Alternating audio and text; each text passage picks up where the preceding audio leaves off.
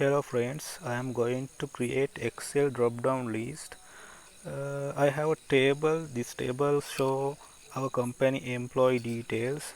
This table include employee name, employee address, contact name, and I need to add the employee group name into this chart. You can see the group names in right side of the screen. I will use drop down list function to add these group names to my Excel chart. I am going to data tab and click the data validation icon. Now you can see data validation window.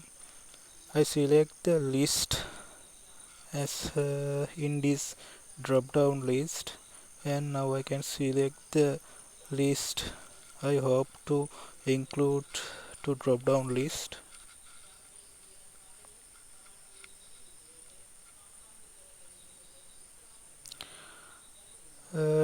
Now click the OK button. Now you can see the drop down list you have received, and you can select the required items in this drop down list.